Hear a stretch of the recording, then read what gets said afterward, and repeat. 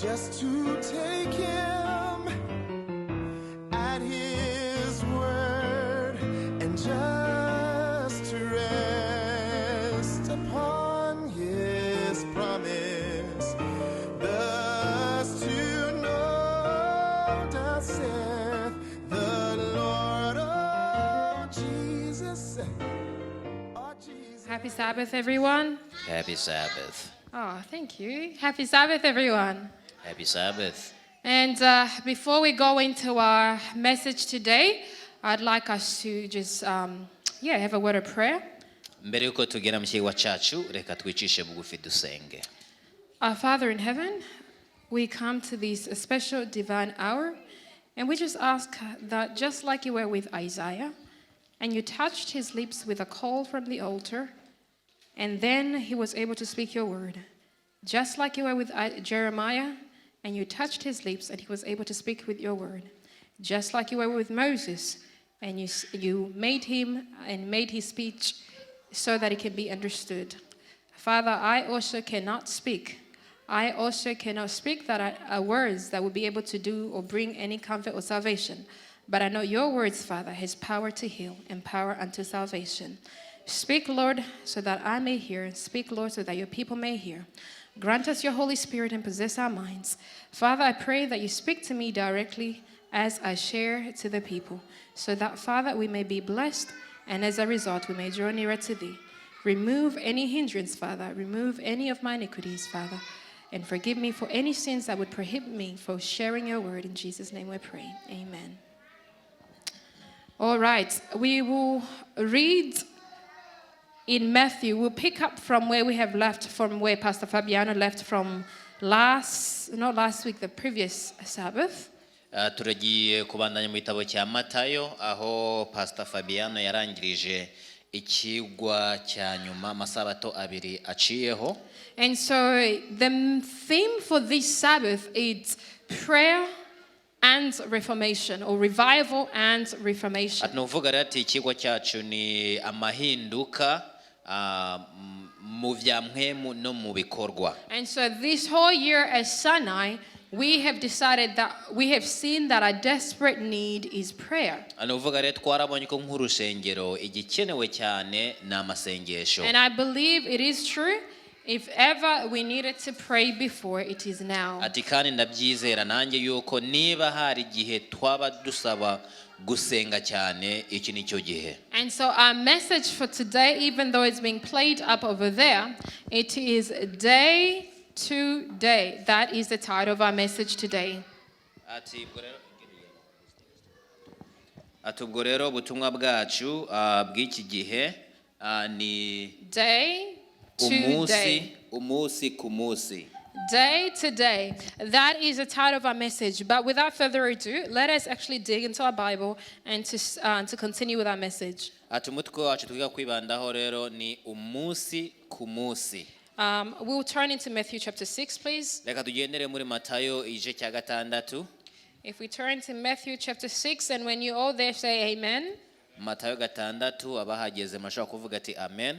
And mind you, I do not have PowerPoints like Fabi usually does, so I require you to use your imagination. Ati ubwo rero ngiye ntabwo mfite ibyo nashyize ari ku kibambazi mugenda mureba nk'uko Fabiana akunda kubikora, ubwo rero munkurikire kandi mwumve neza. And I believe that imagination is the most powerful thing that God has given to us. Ati kandi baza neza ko ubwenge bwacu no gutekereza nicyo gikoresho gikomeye cyane Imana yaduhaye. And we can use it for his glory or for our destruction. Ati kandi ibyo bitekerezo turashobora kubikoresha mu guhesha Imana icyubahiro cyangwa mu kwirimbura. And oftentimes as we speak, oftentimes we have imageries. Everyone do that. Everyone has that capacities. We can have imageries in our minds. Iyo umuntu arimo aravuga amajambo biranamushobokera akagira n'amashusho mu mutwe y'ibyo arimo aravuga. And everyone's imagination is slightly different. Kandi buri muntu wese atekereza ibitandukanye n'iby'uwundi.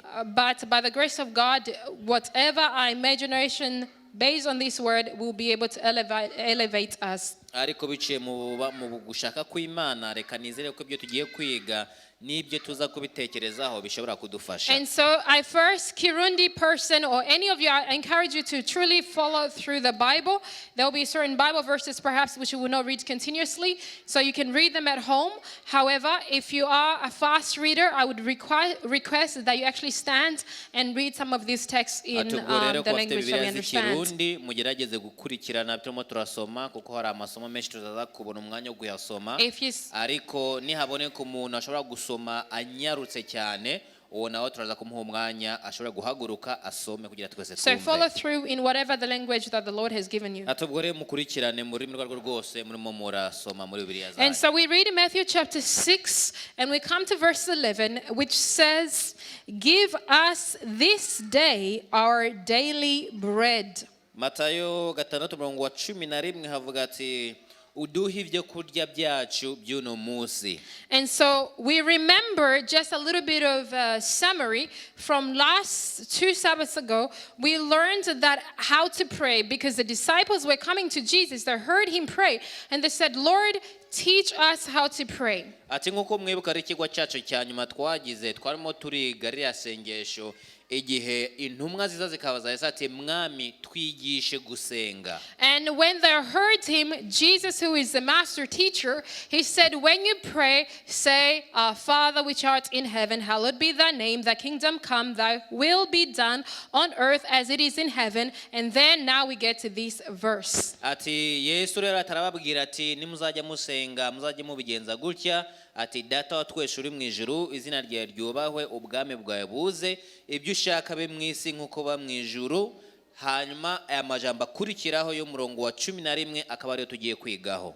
And he says, "Give us this day our daily bread." Ayo magambo avuga ati uduhe ibyo kurya byacu by'uno munsi. If you forget everything that I say today, niba bishoboka yo kuza kwibagirwa ibyo twize uno munsi, remember, give us our daily bread. mugumize mwibuka ayo magambo avuga ati uduhe ibyo kurya byacu by'uno munsi. Mark my words, not give us tomorrow or next year, but today. Urabona amagambo navuga ati uduhe ibyo kurya byacu by'ejo cyangwa umwaka uza, ahubwo avuga ati ibyo kurya byacu by'uno munsi. And so when we see the word bread over there, iyo twumvise rero amagambo avuga ati ibyo kurya bread, cyangwa umukate, many people can imagine, or the images that they get is of a loaf of a bread or a slice of a bread. ati iyo tuvuze iyo jambo umukate, benshi muri mwebwe mu bwenge bwanyu haca haza umukate murawubona, waba ari umwe ukataguye cyangwa ari umukati wose wuzuye udakase. And so oftentimes the Bible actually uses interchangeably words. He uses the Bible, which is also God the author, uses the word bread, or he uses the word meat, M-E-A-T, which also means exactly the same thing. Ati rero Bibiliya ifite amajambo menshi, amajambo abiri ikunda gukoresha irimo iravuga ku bijyanye n'ibyo kurya. Haravuga ati uri ibyo ku bread umukate, umutsima cyangwa meat. Meat ni ibyo kurya. That's right. So in the Kirundi version it's using the word meat, which is ibyo kurya, whereas now here we're using the word bread.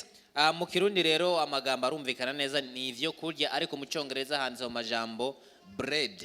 Bread nagenda gusobanura ibyo kurya. I'll start off with some stories, a couple of stories, and we'll dive back into this. There was a couple of men who were in jail.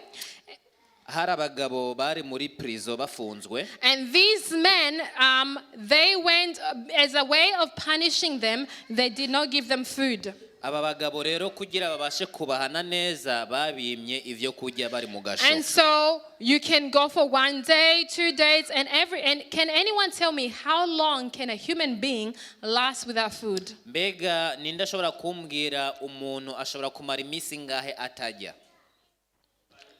5, you think? Okay. Abamwe bavuze 5. How long can a human person survive without physical food? Umuntu ashobora kubandanya akomeye iminsi ngahe atarapfa atarajya? So 3 days. 3. Another person said 4 days. Abandi bavuze 4, abandi bavuze 5. How many? 5 days. Bavuze ngabagore iminsi 5. I would just quickly tell you that I've lasted 3 days without food and I have not died. So that's not true. ati nukuvuga rero ati umuntu ati kubabwiza ukuri ndamaze kubaho iminsi 3 natajya kandi sinapfuye ubwo rero nagari iminsi 3. So, and that's not just me. It's not just unique to me. People can survive 3 full days, and I mean from sunrise to 24 hours, call it what you want, without food, and you can survive. ati umuntu arashobora kubaho iminsi 3 cyangwa 4 atajya kandi akabaho. But ariko it is not an easy thing. ntago vyoroshe. I was using water. ati we yanywaga amazi gusa. That's the only thing. Nico gusa. And personally, I did it because I was fasting. ati yabikoze kubera ari mu masengesho yo kwishonzesha. And so other people may have various reasons. abandi barashobora kuba bafite izindi mpamvu zituma batajya iminsi nk'iyo The kiruko. longest human being that we know in the Bible, how many days did he last without eating? 40 days. 40 days. umuntu tuzi muri Bibiliya yamaze iminsi myinshi cyane muri Bibiliya atajya yamaze iminsi 40 uwo nawe ninde? Jesus. Okay. Well, I was meaning just the human, but okay, not human plus divine. Another person. uwundi muntu. Moses and Elijah. Thank Mose you. na Eliya. These individuals lasted longer than 4 and 5 days without physical bread in their mouth. aba bamaze iminsi irenga 3 n'ine badakoza ivyo kurya mu kanwa Back to kabo. that story of the prisoners. So the prisoners were in jail, atabo bantu rero barafunzwe and so they had no food. nta vyo kurya babahaye. Day 1, Musi wa day mbere, 2, musi wa day kabiri, 3. musi wa gatatu. By day 3, I can tell you because personally I've experienced it. Day 3, you begin to have extreme weaknesses. ati iyo umaze iminsi 2 utajya hanyuma ku musi wa gatatu wumva nta ntege na nkeya ufise. I personally remember just trying to open my door, and that was a struggle. ati ndibuka niko ndagerageza gufungura umuryango wo mu rugo birananira gufungura umuryango w'urugi bikanka. Because the brain actually uses what's called a glucose. kubera ko ubwenge bwacu bukoresha isukari. And let me just quickly tell you a little bit about how the body works in terms of food. ati reka nsangire namwe gakeya uko umubiri ukora kubijanye n'ivyo kurya. After a long time without glucose in the brain, which we get from food, iyo maze kugira umwanya muremure udafite ibisosa mu mubiri wawe, and so the body then starts looking for glycogen. umubiri utangira gushakisha ibyo bita glycogen. And then after a period of time, and then it starts using gluconeogenesis. hanyuma haciye igihe kirekire umubiri ugatanga gukoresha genesis.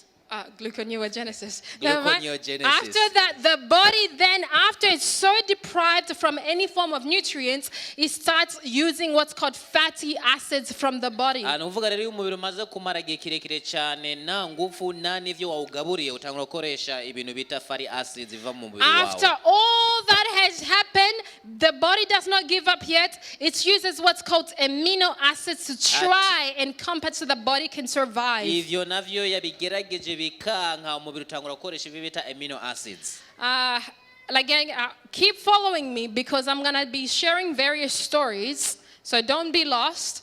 ati nimutakare munkurikire. I'm still on the man in prison ndacyari kuri babagabo bari mu with no gasho food. badafise ivyo And I'm kurya. still explaining to you how the body survives without physical ati kandi food. ndiko nagerageza gusobanura ukuntu umubiri wikingira iyo udafise ivyo kurya. But don't forget, we're asking God to give us today our daily bread. kandi tukaba tubona ko ijambo ry'Imana rivuga ati uduhe ivyo kurya vyacu vy'uno munsi. And so the body goes through various stages before you can actually literally die from hunger. ni ukuvuga rero umubiri wawe uca mu bice bitandukanye wikingira iyo wabuze ivyo kurya mbere y'uko upfa. No wonder why the Bible tells us we are fearfully and wonderfully ni made. nayo mpamvu rivuga ati twaremwe mu buhanga buhanitse cyane. God has put almost like triple amount of insurance in our body system. Imana wogira yarashizemo ibintu bidukingira vyinshi cyane mu mibiri yacu. And so there's lots of backing ups in our body when we don't or when we lack certain things. ati rero iyo umuntu adafise ibyo kujya mu muri wiwe hari ibintu Imana yashizemo bibanza kugwana bikagufasha mbere yuko So back to this story of the man. ati iyo niyo yankuru yabo bagabo rero. So the days went by, and so what happened was this man stumbled upon a bread. Actually, what happened, there was, I think, a little squirrel that was coming by, and the bread kind of dropped through and into the cell of that man. The man had no idea where the bread came from. Just one little piece of bread. ati aba bagabo rero bari bicaye mu gasho kabo, hari agakoko kaciye hejuru y'agasho gaca gakorora y'umukate, ndibaza kagomba kajya koroka. abo bagabo babona umukate, ako kate gatoya gakorokeye mu gasho kabo. And so there's actually a similar scientific study that has been done trying to find trials on how people and humanity can survive without bread.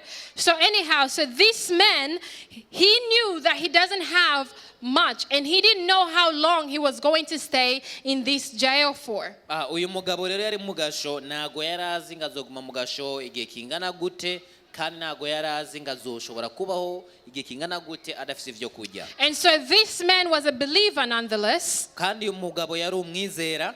And so what this man decided to do, he did not just say, Lord, you just provided for me today, I'm sure you'll provide for me tomorrow. ntago yavuze ati Mana urakoze kuba umuhaye umukate uno munsi, ndazi ko nejo uzompa. And so what the man began to do, it was a very small piece of bread. Now for someone who is hungry, that could have just in one mouth gone. ati uravye ukuntu yari ashonje, vyari ngombwa ko afata ugakata gaca gatamira kose akagakura mu nzira. Honestly, and I'll go back into what happens when someone is so hungry.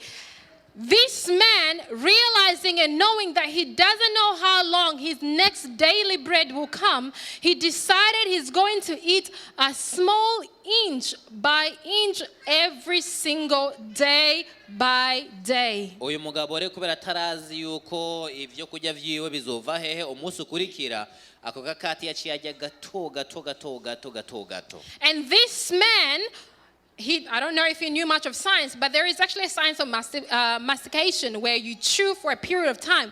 He didn't know at the time what he was doing, but actually he was doing the right thing. He began to chew this little piece almost for 24 hours. ati agakate gato yafata agashira mu kanwa kiwe yaragahekenya, amasaha menshi anaguma hekenya guma hekenya guma hekenya. Imagine if you are hungry and you're so hungry, that would have just the one piece gone and that's it. ati nk'umuntu ashonje aho kantu wariko kajya kagaca kagenda. And so he began to eat this small piece of bread. And then what the master of the prisoners began to see, some people began to die, his fellow men began to die, but yet this man, there was a difference in his look, his facial, all of his body, something was different with this man. ati abandi bafunzwe muri aka gasho babonye ko batangura gupfa bakagwara bagapfa, ariko uyu mugabo bakabona hari gitandukanye n'ukuntu asa mu maso n'ukuntu we nabandanya. And so they began to do a very big investigation in that cell. batangura rero gukora ubushakashatsi barabe mbega Every n'igiki. single time they're searching where and who is bringing food to this man. batangura kurondera buri munsi ninde ariko araza kugaburira uyu mugabo, kandi zinjya ariko arajya ziriko zirava hehe. And so this was carried on for days, probably months or maybe years. They're investigating where is this. They looked around. There is no way a person can come through and give him food. Everything was locked. There's bars, there's crates. You can't get in. But where is this man getting food? barashakashakishije baravuga ati imiryango yacu irugaye, nta muntu ashobora kwinjira ngaha, ivyo ariko ararya ariko arabikura hehe. Long story short, what happens after actually he came out of jail, they decided to interview him. hanyuma uwo mugabo hageze ko igihe cyo afungurwa, baramuvuze ati tugomba tukubaza ibibazo. Long story short, when they asked the man, he explained what he has been doing. hanyuma bamaze kumubaza ibibazo yaciye abasobanurira uko yabigenje. That's a powerful story, isn't it? iyo ni inkuru ikomeye cyane. That's a powerful story of what happens to the body and how God has built in us survival. ati nuko rero imibiri yacu imeze, ukuntu Imana yashizemwo ibidukingira mu gihe The Bible tubuze tells uburyo us in tuyifata Matthew 6 neza. verse 11, give us today our daily bread. Matayo 6:11 havuga ngo uduhe ibyo kurya byacu by'uno munsi. And so another story we are told, iyindi nkuru, this is in the world which is known.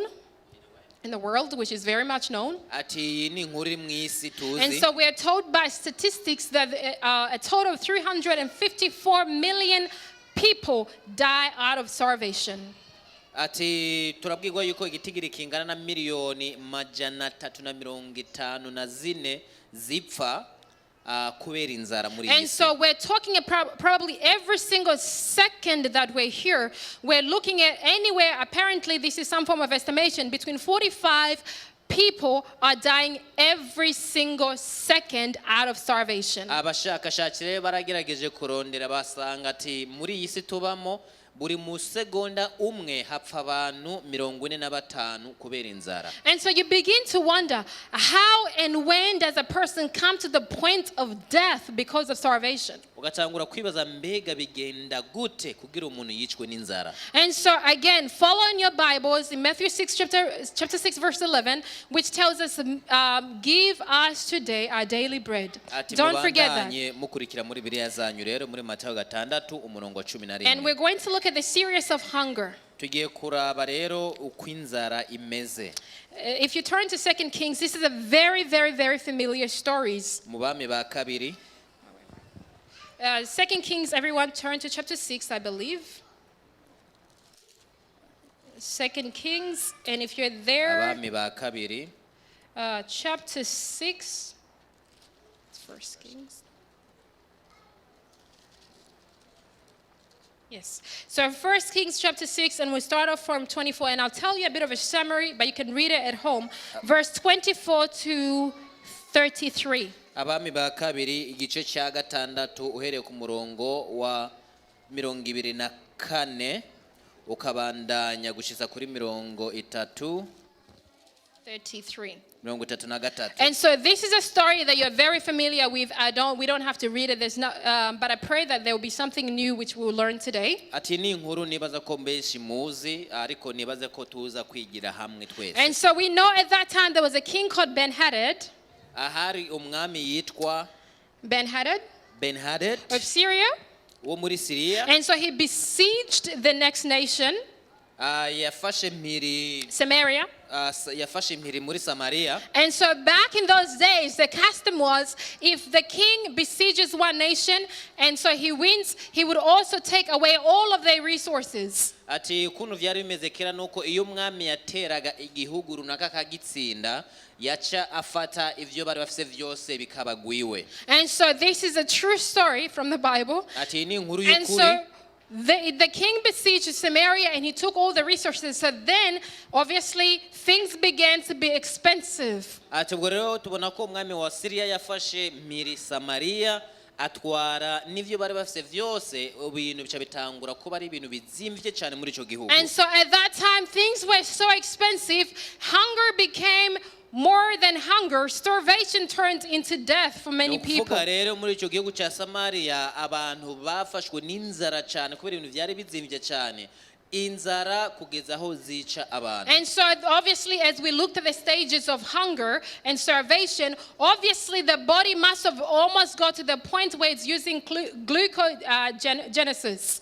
ati ngo twabonye rero umubiri waragerageje kugwana uko ushoboye kugwana. And so but then they thought, of course, if anyone is hungry, usually they're looking for anything. So what happened was the people, because of hunger, their thinking and their reasoning began to change, and that can happen when you start getting that hungry. ati ubwo rero kubera ko inzara yabaye nyinshi cyane abantu ibitekerezo vyabo n'ubwenge bwabo byatanguye guhinduka. And so when the body is deprived and the brain is deprived of glucose, a lot of things happen. So much things goes wrong in the brain. nuvuga rero iyo umubiri wawe cyangwa ubwenge bwawe butanguye kubura intungamubiri runaka, especially sugar, ibintu cyane cyane iyo sukari bica bitangura kugenda nabi. And you'll see this for a lot of diabetic people. A person who's diabetic usually, and when there's a big balance in their sugar levels, sometimes they get confused. ati cyane cyane bikunda kuba mu bantu bagwaye diabete iyo isukari yabo yabaye nkeya cyangwa yabaye nyinshi cyane. And so what happens then, they decided, you know what,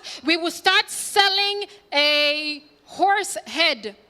ati ubwo rero abantu bavuga ati kubera dufise inzara tugiye gutangura kugurisha imitwe y'indogoba. And so that was not enough. They said, you know what, we need food so bad, we're going to start selling dung.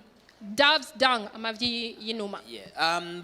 ibintu birabagora cyane batangwa kugurisha amavyi y'intuma. And so it was when you go in the store, instead of finding fruits and vegetables and grains, the things which you usually see, so there was just heads, like in Coles and Woolworths, imagine just heads. Ati aho ayandi mashopu tugiyemo tuhasanga amatunda n'imboga nziza, bene ugiye mu ishopu wasanga imitwe y'indogobe, imitwe y'amafarasi uko nyene. And obviously the dove's dung. Ati n'amavyi y'inyoni. Weighed on kilos. Barayapima ku kilo. And milligrams or grams. Grams uko nyene. And so people who have been working double shifts, they go to buy that poop. Abwo abantu bakoze cyane bakagenda kugura uwo mucafu. They filled their houses with this. Ibintu barabigura bakabishira mu mazu yabo. Imagine, I don't think they had onions to flavor this dove's dung. Ati nani bitunguru bari bafise kugira ati hari biza n'akamoto keza. That's how bad it was. Nuko byari bimeze nabi cyane. And I'm not exaggerating because it is written. Ati kandi ivyo ndiko ndababwira niko vyanditse muri Bibiliya. The Bible said they sold it for how much? Ati barabigurisha. Getsamani sings the song a lot. How much did they sell the dove's dung? Babigurisha mahera ngaye. Joshua, speak. 5 what? Denarios or whatever the currency that they use. That was very expensive. Ati nukuvuga uwo mucafu w'inyoni rero barawugurisha amadenariya zatanu. And Kana so amadenariya zatanu yari menshi cyane. That was for a wealthy person. Think of you guys, I don't know how much you have, but that's how they survive. They tried to survive. It was that bad. Ati nuko rero abantu bagerageje kuri ibyo bashoboye byo kugira bashobore kubaho. Give us this day our daily bread is our subject. Uduhe ibyo kurya byacu vy'uno munsi nico kigwa cyacu. And we praise God. We're not asking for dove's dung right now. Amen. It has not gone to that bad. But I want you to imagine this was a situation there, but worse than eating probably an ass or a horse's head, they were now beginning to eat their own children.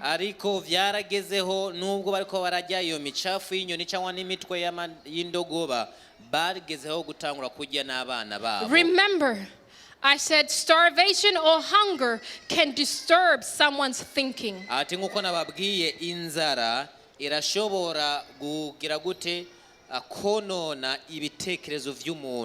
so we read, and I'll tell you a little here. Follow me in verse, just so you don't think I'm making this up. And it says in verse 28, and the king said unto her, because this woman was crying, what aileth thee? And she said, this woman said unto me, give thy son that we may eat him today. Not tomorrow, today. And we will eat my son then tomorrow. So we boiled my son and did eat him. And I said unto her on the next day, give thy son that we may eat him. And she hath hid her son. So it got to a point where these two women, because of hunger, they have nothing more to eat. They began to look at their babies. Think of the precious babies that you have. And they said, you know what? We'll start with yours.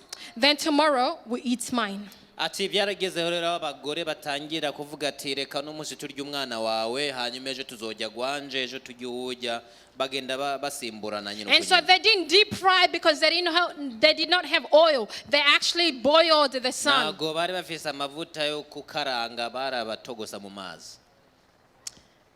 Very sad. Birababaje. And so they boiled the child. Then imagine when you're sitting on your dinner, a fork and a knife, and you have your son in front of you. Ati baze rero wicaye ku meza yo kujya n'ivyo ugiye kujya biri imbere yawe ari umwana wawe. Starting maybe with a thigh or the leg. Maybe they started with the leg or the thigh. Ati maybe batangwe kujya amaguru cyangwa kujya ico bagomba. And then the woman, next day, because of hunger, she said, okay, dinner time, where's your son? Ejo hageze wa mugore abaza undi mugore ati umwanya wo kurya urageze umwana wawe ari he. And so the lady hid her child. No way, we're not eating my son. Wa mugore wanyegeje umwana we avuga ati mwana wanje ntago ari And so then the lady began to mourn and she cried and she went to the king and she said, look, and started telling the story. This was how bad a hunger had stricken in that land of Samaria. ati nuko rero inzara yari yafashe icyo gihugu kugezaho abantu batangura kujya imiryango And the yabo. Bible is saying, give us this day our daily bread. That's my prayer.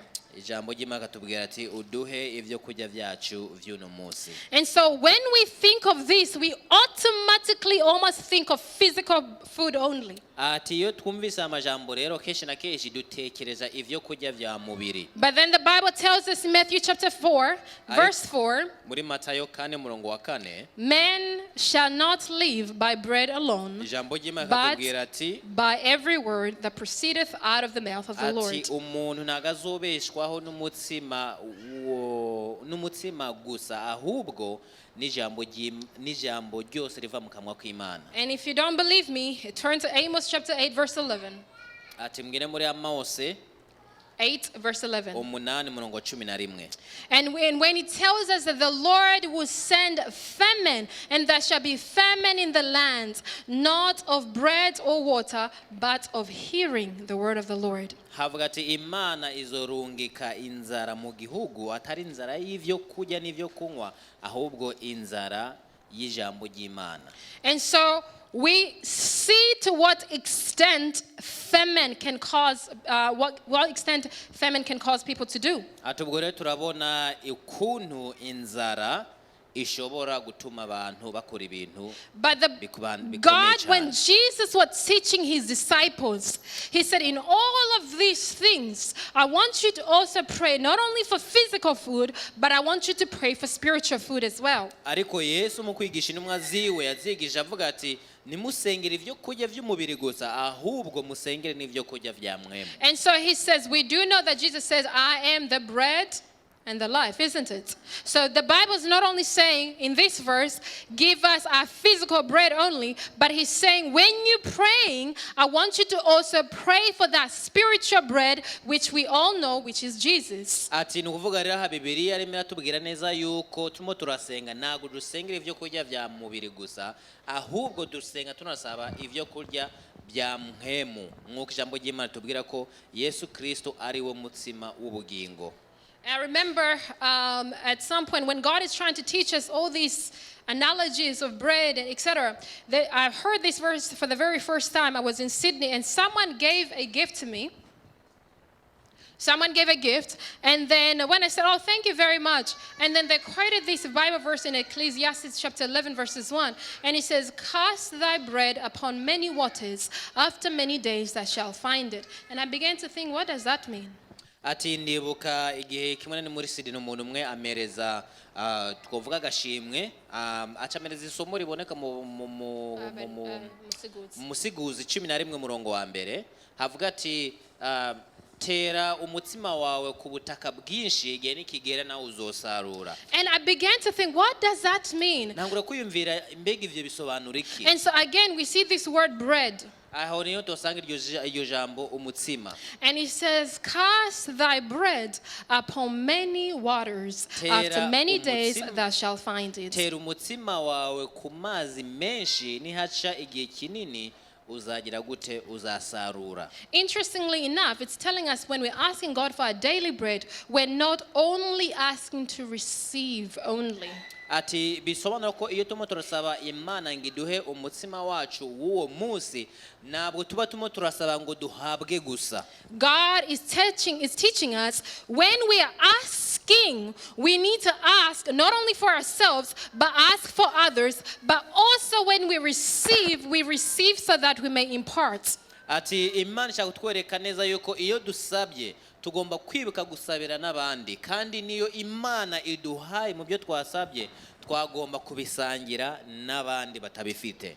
I remember like I said in Amos 8:11, when he's talking about famine, that was actually one of my turning verse personally in my spiritual walk. Ati muri icyo gitabo cya Amosi iyo harimo haravuga ku bijyanye n'inzara. I remember this was actually one of my verses in my turning walk with God. And I remember thinking and pondering upon that because it was saying not a famine of bread, not a famine of water, but of the hearing of the word of the Lord. And I thought, what does that mean?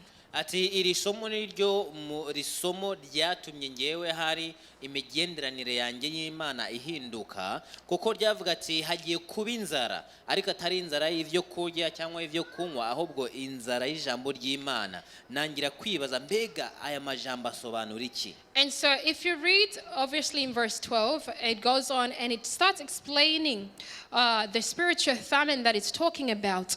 And we start to see, it says, and the young men and the young girls shall run to and fro to seek the word of the Lord, but they shall not find it. Ati ubandanyije usoma rero muri icyo gice havuga yuko imisore n'inkumi baziruka hirya no hino bashakashakisha iryo jambo ry'Imana ariko ntabwo bazaribona. And inside of me almost fear began to grow and I thought I don't want it to get to that level where I'm starting to search for the word of God and I can't find it.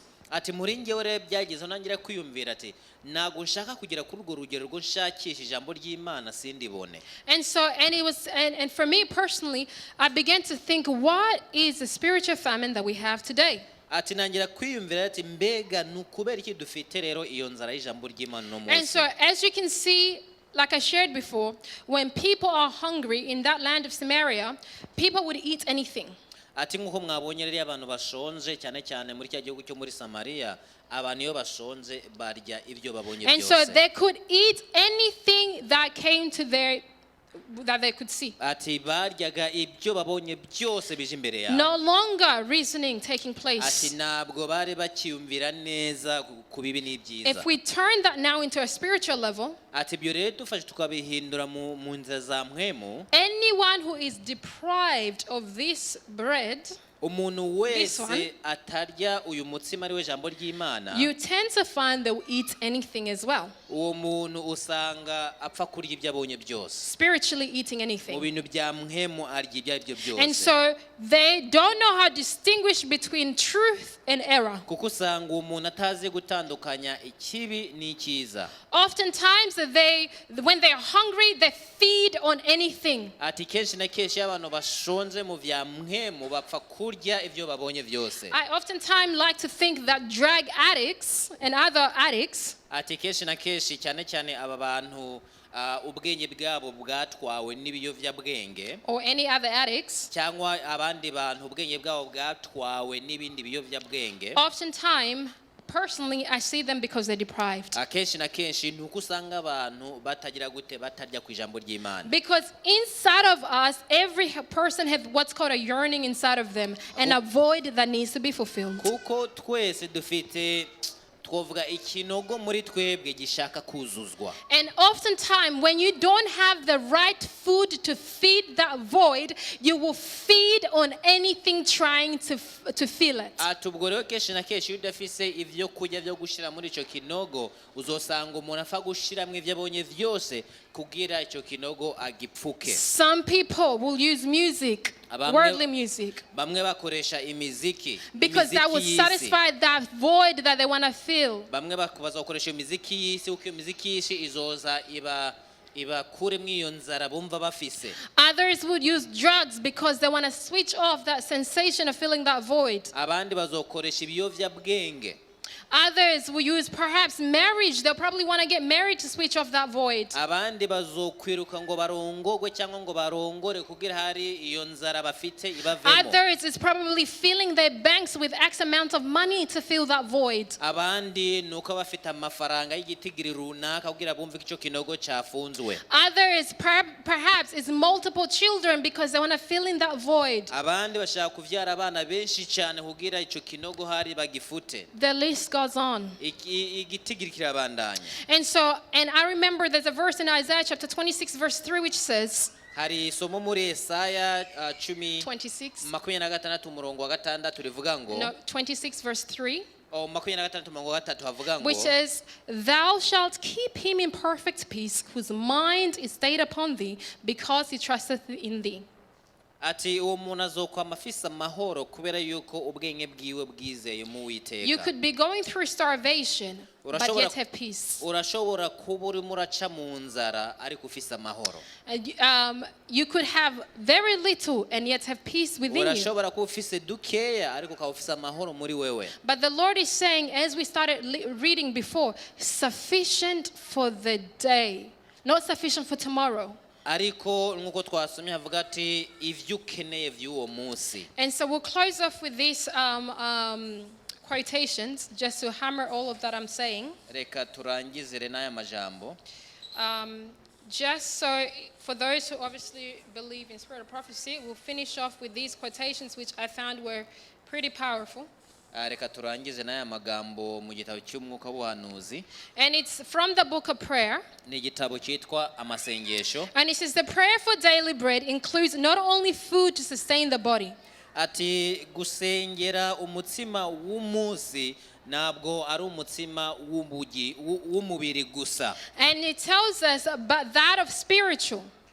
Ati ahubwo ni ugusengera n'umutsima wa mhemu. The spiritual bread, which is Jesus and the Word, will nourish the spiritual journey of a Christian. Ati uwo mutsima wa mhemu rero ari we Yesu Kristo azoza ahingure kandi ahe ingufu mu buzima bwawe bwa mhemu. And the Bible tells us in John 6:27, Muri Yohana 6:27 havuga and it ngo tells us not to labor for the food which finishes, which perishes, hatubwira neza ko tudakwiriye gukorera indya zishira zikavaho, but to labor for eternity. ahubwo gukorera ibihe bidashira. And to labor for eternal life. It's what we ought to labor for.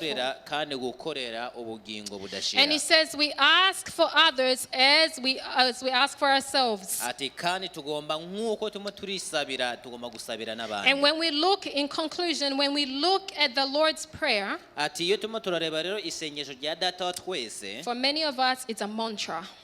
kuri benshi muri twebwe ni nk'ikivugo. It's just a mantra. Ni nk'ikivugo. It's like a Catholic with their rosaries, Ni nk'umukatolika afise na rosary ziwe mu kaboko. and you just go rosary 1 and you say your prayer, rosary 2 and you say your prayer, and it just goes on. It has no meaning at all. Ni ukuvuga usanga ari isengesho hari ridafite icyo rimaze cyangwa Because we've risigura. learned to memorize it. Kuko twarize kurifata mu But mutwe. that's as far as it goes, just words only. Ariko nk'uko nyine twarifashe mu mutwe turizi mu magambo gusa. Were we to know that actually asking us for the daily bread, it means also, speaking to myself, not overworking. Tugomba kumenya yuko iyo tuvuze ati uduha ibyo kurya byacu vy'uno munsi bisobanura yuko tudakwiriye gukora cyane ngo twivune. And it means only laboring for today and waiting tomorrow and labor. Bisobanura tugomba gukorera ivy'uno munsi gusa urindira ivyejo bizoze kwavyo. And so there's so much that I could share with you, but I'll give you some other Bible verses which you can read in your own spare time. Aterani masomo mushobora gusoma mu gihe cyanyu. You can read Mark 14 verse 7. Mariko 14 murongo w'indwi. You can read Isaiah 55 verse 2. Yesaya 55 murongo wa kabiri. And you may read Matthew 6:34 as we just came through, but Luke 11 verse 3. Luka 11 murongo wa gatatu. Psalm 50 verse 8. Zaburi 50 umurongo 8. Deuteronomy 33 verse 25. Deuteronomy. Kuvayo gusubira mu vyagezwe. 33 verse 25. 33 murongo 25. And we'll actually close with two verses, and that'll be it. We'll close with Proverbs 30 verse 8. Imigani 30 murongo 8. That's our very last verse. Imigani 30 umurongo 8. And anyone in Kirundi can read that for us, please. Uwaribonye mu Kirundi orisoma Imigani 30 umurongo 8.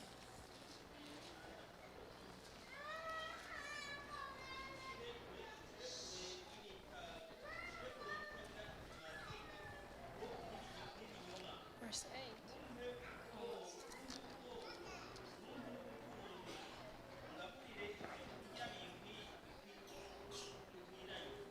Thank you. When you actually read this verse, it says, feed me with food convenient for me. When you look at the word convenient, it's not talking about enough. ati nuvuga rero iri somo ravuga ati uduhe ibyo kurya dukwiranye ntago bisobanura ngo uduhe ngivyo kurya ngo bihagije. Think of it like this. Mushire ibitoro mwigari bikwiranye. Does that make sense? Hopefully? Yeah? Ati iryo jambo mwumva rirasobanutse. If you put the right fuel in the right car. Does that make sense? Ati shira petrole ihagije mu modoka yawe cyangwa bikwiranye. Does that mean that means either we have to fill the tank? Is that what it means? None ivyo bisobanura ati ugomba kuzuza tank y'igari yawe petrole. If the car says put unleaded, do you have to put diesel? Imodoka ivuze ati hajamo unleaded mbega ushiramo diesel. But you have to, so the mechanic who made that car will tell you this is the right fuel for this car. Ariko rero umuntu yakoze iyo modoka akubwira ati petrole ija muri iyi modoka niyi. If you choose to disregard, that's your problem, and the car will show you the consequence. Ati utavyumviye ingaruka urayibona. So the Bible in terms of food now is saying give the food or consume the food that's convenient for you. Ati rero uduhe ibyo kurya bidukwiriye. I'm not going to go too much into health topics, but this is actually talking about whole foods. Ati ntago nshaka kubigisha kwiga kuvuga ku bijyanye n'ivyo kurya ariko irisome ko ravuga ku bijyanye no kurya indya ndimano. That means whole grains, etc. Imbuto, grain, amasaka. And then the very last verse, Deuteronomy 3:33-25. Gusubira mu vyagezwe gatatu umurongo wa 23 gushaka kuri 25. 33 verse 25. Yes, you may. Gusubira mu vyagezwe 33 umurongo wa 23. Just 25. Huh? Chapter 33, only verse 25. 33 umurongo wa 25 gusa.